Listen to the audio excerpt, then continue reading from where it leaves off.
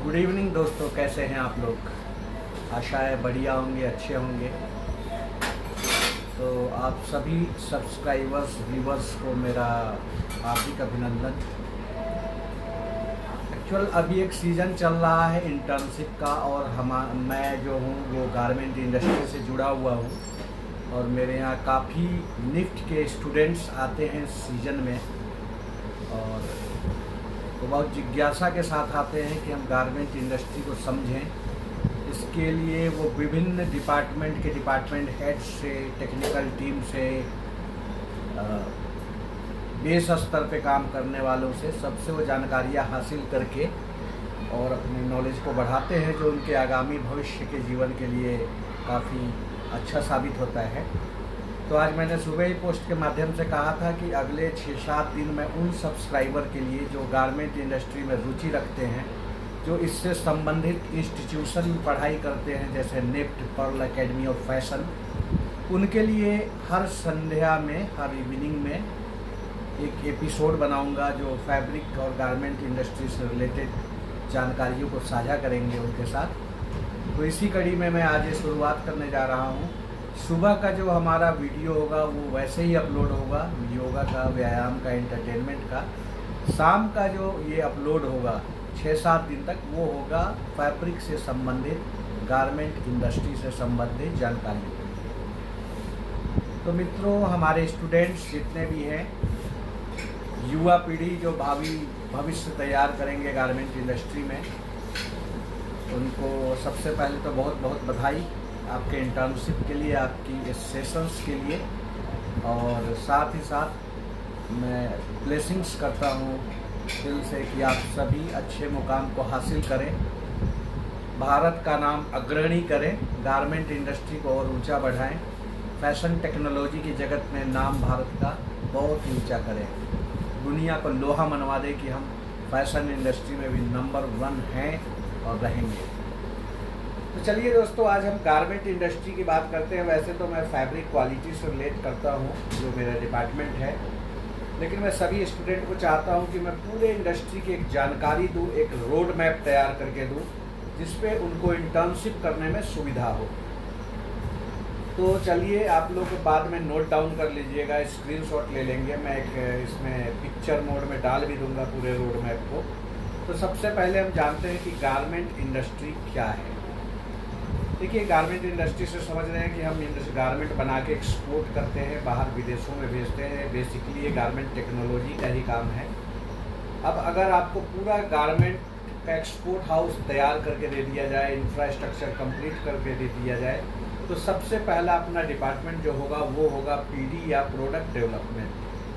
तो product development जो है वो प्रोडक्ट की डेवलपमेंट स्टेज से पूरी कॉस्टिंग करता है, अच्छे अच्छे सैंपल्स बनाता है, वो बायर को भेजता है, जो अप्रूव होकर हमारे पास आता है, और हम उसको ऑर्डर की तरह ट्रीट करके बना के विद बेटर क्वालिटी आगे एक्सपोर्ट करते हैं। तो प्रोडक्ट डेवलपमेंट या पीडी में बेसिकली 2 डिपार्टमेंट काम करते हैं। पहला होता है मर्चेंडाइजिंग और दूसरा होता है डिज़ाइनिंग। तो डिज़ाइनर और मर्चेंडाइजर मिलके 2 तरह से सैंपल बनाते हैं।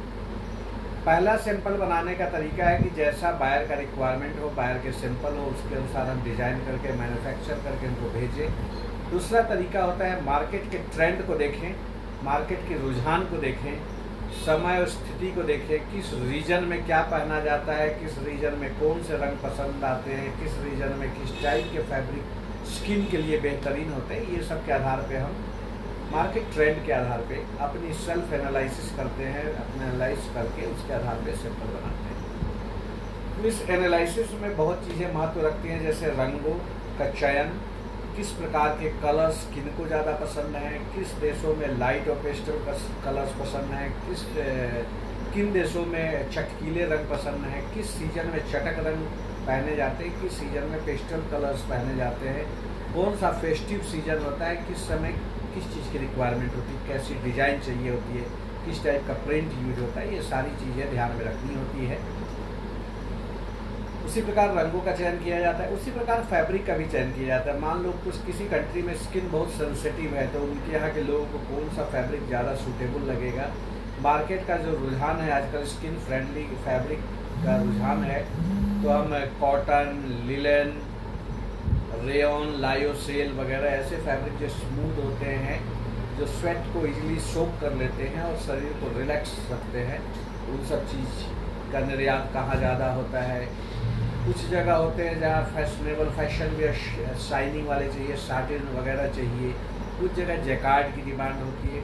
तो इस तरह से अलग अलग डिमांड होती है, उस डिमांड को भी समझना होता है, उसके आधार पर सैंपल्स तैयार करना होते हैं। तो ये तो पहला डिपार्टमेंट हो गया। पीडी, डिज़ाइनर और मर्चेंडाइजर मिलकर कुछ सैंपल्स बनाते हैं, 2 तरह से सैंपल बनते हैं और उसके आधार पर ऑर्डर मिलता है। अब सपोज कीजिए आपको ऑर्डर मिल गया, तो ऑर्डर मिल गया तो आप क्या करेंगे, तो ऑर्डर को जो हैंडल करता है वो होता है प्रोडक्शन मर्चेंट। प्रोडक्शन मर्चेंट का काम है ऑर्डर के मिलते ही वो अपना फाइल या डेटा तैयार करेगा कि हमारी रिक्वायरमेंट क्या है, फैब्रिक में हमारी रिक्वायरमेंट क्या है और ट्रिम्स में हमारी रिक्वायरमेंट क्या है, पूरी लिस्ट बनाएंगे और उस अनुसार वो ऑर्डर किया जाता है।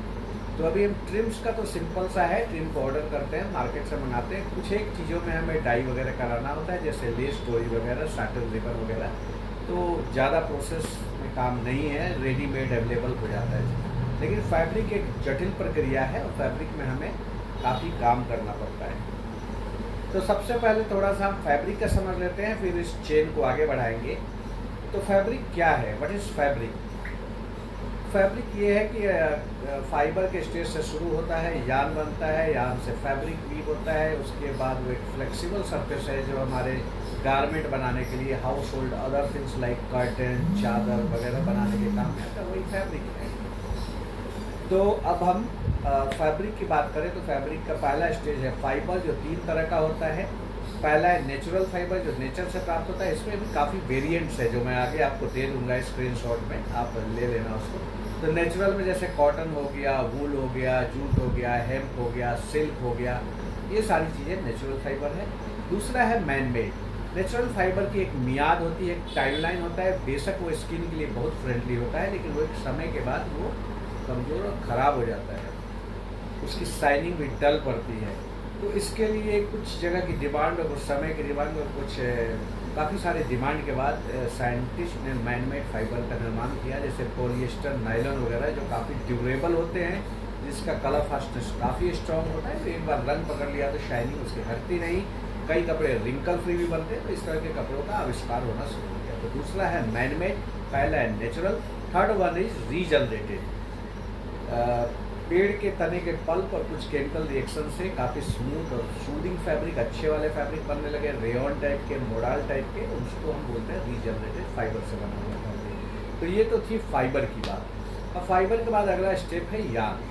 तो यार्न बनाने के क्रम में कुछ शब्द आपके साथ आए होंगे, हालांकि आप लोगों को काफ़ी अच्छा पढ़ाया जा रहा है आपके इंस्टीट्यूशन में, लेकिन मेरा काम है एक रोड मैप तैयार करके देना कि कहाँ कहाँ आपको ध्यान देना है, किन किन चीज़ों को समझना है। समझने के लिए सारा संसार आज आपके सामने है, आज आपके साथ गूगल है, चैट जीपीटी, बहुत सारी चीज़ें हैं, लेकिन आपको बुलेट पॉइंट जरूर जानने चाहिए जिस पे आपको काम करना है। तो इसलिए मैं इसको रिकैप कर रहा हूँ जस्ट आपके लिए।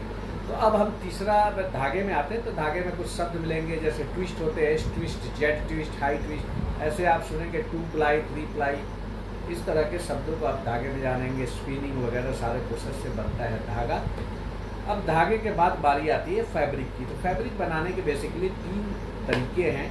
पहला है इंटरलेसमेंट ऑफ वार्प एंड वेफ्ट, जिसमें वार्प और वेफ्ट, वार्प लंबाई के धागे को, वेफ्ट चौड़ाई के धागे को बोलते हैं। लंबाई के धागे को ताना भी बोलते हैं, रीड भी बोलते हैं, इंड भी बोलते हैं। चौड़ाई के धागे को वेफ्ट भी बोलते हैं, बाना भी बोलते हैं और पिक भी बोलते हैं। तो ताना बाना, interlacement of warp and weft से जो तैयार हो उसको बोलते हैं वूवन फैब्रिक।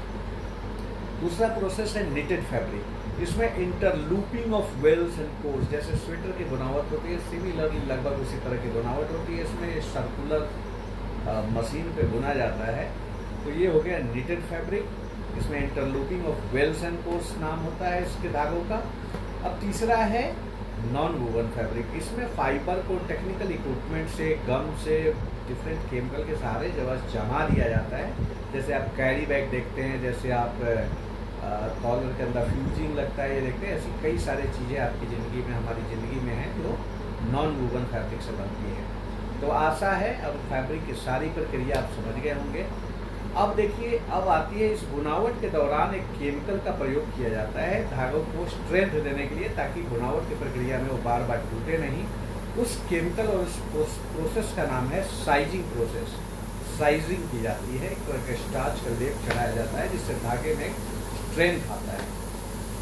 तो इधर होता है लूम के इधर धागा होता है, लूम के उधर फैब्रिक जाता है। फैब्रिक के पहले फॉर्म को यानी लूम के नीचे जो गिरा उसको बोलते हैं ग्रेज। ग्रे उच्चारण होता है लेकिन स्पेलिंग है GREIG, वो होता है ग्रेज फैब्रिक। तो आप ग्रेज को कैसे पहचानेंगे, तो चूंकि उसमें साइज लगा हुआ है तो इसलिए उस पर थोड़ी कड़कपन होगी, थोड़ा उसका कलर नेचुरल ऑफ वाइट की तरह होगा। और सबसे बड़ी पहचान और देसी पहचान है कि उसमें ऑब्जर्वेंसी ना के बराबर होगी। अगर उसके पानी के 2-4 ड्रॉप आप डालेंगे तो उसके ऊपर ही तैरता रहेगा। जबकि इसके उलट अगर आप प्रोसेस फैब्रिक पे पानी की बूंदें डालेंगे तो विदिन सेकेंड वो सूख जाएगा, उसके अंदर सोक कर लिया जाएगा। तो ये सबसे बड़ी और देसी पहचान है ग्रेज फैब्रिक की। तो हमने यहाँ तक पहुँच गए ग्रेज तक। अब ग्रेज से लेके और RFD, अभी ग्रेज में चूंकि आपने देखा शोकिंग कैपेसिटी नहीं है, ऑब्जर्वेंसी नहीं है, तो उसको डाई कैसे किया जाएगा, उसको प्रिंट कैसे किया जाएगा, उससे वाइट कैसे बनेगा, उस पर एम्ब्रॉयडरी कैसे करेगी जाएगी, विभिन्न तरह के काम कैसे किए जाएंगे। तो इसके लिए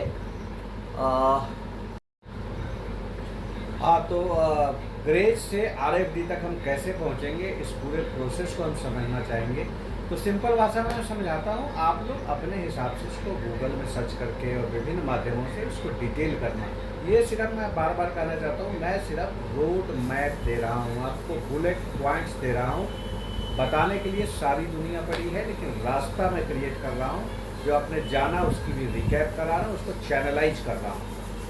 तो ग्रेज के बाद सबसे पहला प्रोसेस कुछ फैब्रिक में फाइबर्स को जलाने के लिए होता है सिंजिंग का, जिसमें गैस के फ्लेम की मदद से हम एक्स्ट्रा फाइबर को जला देते हैं जो ऊपर होता है, जो बाद में फिलिंग को क्रिएट करता है। तो सबसे पहले सिंजिंग हो गया। उसके बाद सेकंड वन है डी साइजिंग। जो साइज हमने लगाया जो ऑब्जर्वेंसी को बनने नहीं दे रहा, उसको पहले हटाना है, रिमूव करना है। तो डी साइजिंग के लिए केमिकल आता है जिसका नाम है डिसाइजर। उसको एक कॉमन साल्ट के साथ गर्म पानी में बॉयल करते हैं। तो जब इसको बॉयल करते हैं काफ़ी बार तो इसमें से सारा साइज हट जाता है। फिर इसको गर्म धुलाई करते हैं, ठंडा करते हैं। अब कॉटन फैब्रिक अगर है तो उसमें कास्टिक फ्लेक के साथ मर्सराइज करते हैं इन कोल्ड वाटर। कास्टिक हमेशा ठंडे पानी में मर्सराइज किया जाता है, अदरवाइज सारा कपड़ा खराब हो जाएगा। तो ये होता है कॉटन में। लेकिन कुछ केस में पार्शियली बहुत कम मात्रा के साथ रीजनरेटेड फाइबर को भी कुछ केसेस में किया जाता है, उसकी गंदगी को हटाने के लिए लाइट मर्सराइजिंग। तो ये हो गया मर्सराइजिंग प्रोसेस। इसके बाद आता है बॉइलिंग प्रोसेस, जो कॉटन में तो होता ही है, साथ ही होता है रीजनरेटेड फाइबर में। इसके लिए हम कास्टिक सोडा, साबुन एंड हाइड्रोजन पेरोक्साइड को मिक्स करते हैं, जिसकी बॉन्ड का नाम है H2O2। तो H2O2 को भी रखते हैं, सोडा, साबुन, पेरोक्साइड। इनके साथ हम हॉट वाटर में काफ़ी राउंड बॉयल करते हैं। इससे जितनी भी इम्प्योरिटीज है कपड़े की वो बाहर हो जाती है, किट्टी फिट्टी गंदगी सीड्स के बचे हुए सब बाहर, कपड़ा हो जाता है चकाचक साफ।